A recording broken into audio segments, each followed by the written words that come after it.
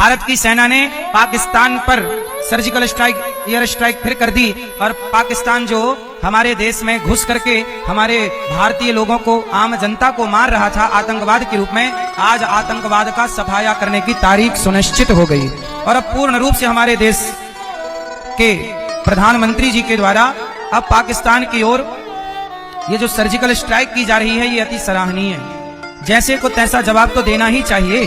पाकिस्तान अपनी सारी हदें पार कर रहा है तो अब उसे उसकी भाषा में ही समझाना धर्म है। जो जैसे माने उसे वैसे समझाओ, प्यार से माने तो प्यार से, अब मिसाइल से माने तो मिसाइल से, तो समझाना ही पड़ेगा। अब क्या करो।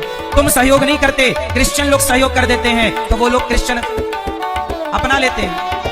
थोड़ा तुम सहयोग करो ना अपनों का। अपने का साथ हम नहीं देंगे तो कौन देगा। मैं भेद नहीं करता। अच्छा ये बताओ, जब गांव में बच्चा पैदा होता है तो बच्चे फिर मिल जाएं, गले लगाओ चारों भाई। कितने भाई हैं? और सुनो, हमारे 4 भाई और हैं। 4 भाई और हैं हमारे। कौन कौन? वो भी सुनो, कंफ्यूज ना हो इसलिए बता रहा हूं। हमारा भाई कौन है? हिंदू और जैन। बोलो जैन। ये जैन कौन है? ये जैन हमारा भाई है। हिंदू, जैन और सिख। कौन? सिख। सिख समझते हो ना? पंजाबी पगड़ी सिख। और चौथे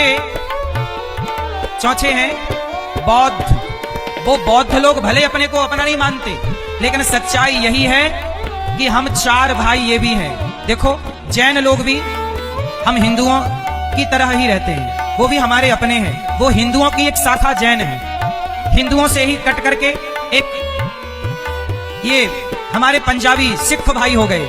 गुरु नानक देव जी ब्राह्मण हैं। गुरु नानक देव जी स्वयं कौन है? ब्राह्मण। और वो सब सनातन गुरु ग्रंथ साहब में कई बार भगवान राम का नाम आया है। गुरु ग्रंथ साहब में कई बार भगवान विष्णु का नाम आता है। तो हमारे जो ये पंजाबी भाई हैं, हमारे सिख भाई, ये भी हमारे अपने हैं, कोई पराये नहीं है। तो ये 4 भाई ये हैं। ये चारों, देखो मैंने कई बार ये बात कही कि यदि हिंदुस्तान में कभी कल को मुसलमान हावी हो गया तो मुसलमान हिंदुओं को काटेगा, तो जिस दिन मुसलमान हिंदुओं को काटना शुरू करेगा तो क्या जैनों को छोड़ देगा? तो क्या बौद्धों को छोड़ देगा? क्या सिखों को छोड़ देगा? बोलो। जिस दिन मुसलमान, जब कश्मीर से पंडित खदेड़े गए तो उस बीच में वहां जैन यदि था तो जैन भी तो खदेड़ा गया। बौद्ध का घर रहा होगा तो बौद्ध भी तो खदेड़ा गया। और यदि वहां पर कोई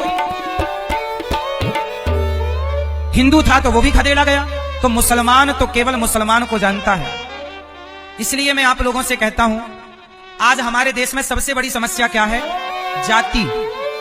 मतलब जो जाति समस्या नहीं है, जो जातियों के नाम पे ना छुआछूत है, ये समस्या है। क्या समस्या है? छुआछूत। अच्छा बताओ, हमारे देश में एक और बीमारी है जिसे आप लव जिहाद कहते हैं। क्या कहते हैं? लव जिहाद। हमारी बहन बेटियों को प्यार हो जाता है किसी मुस्लिम से, वो बहन बेटियों को ले जाकर के दुबई और अन्य देशों में 10 लाख 20 लाख का बेच आते हैं। साल भर में 4-6 लड़कियों को फंसा के बेचे तो उनका तो 1 2 करोड़ का हिसाब हो गया कि नहीं? लड़कियां भी बाजार में बिकती हैं और लव जिहाद, शादी के नाम पर लड़कियों को प्यार व्यार करके फंसा के, और ये धंधा चल रहा है इस देश में। अपनी बेटियों को थोड़ा समझा के रखा करो कि प्यार व्यार के लफड़े में ना पड़े, केवल पढ़ाई करें। पढ़ने के बाद योग्य लड़का देखकर विवाह करो और बड़े प्रेम से, हमारे यहाँ कहते हैं ना, पानी पियो छान के और विवाह करो जान के।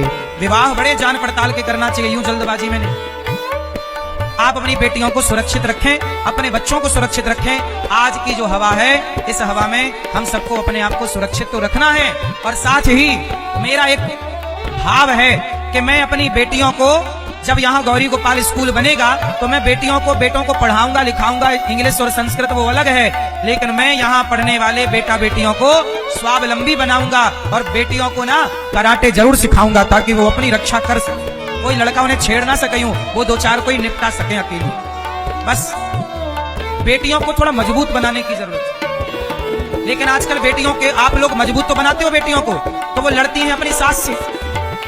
मजबूत है तो लड़ रही है, पति से लड़ती है। इतना मजबूत नहीं होना कि सास को पछाड़ दो।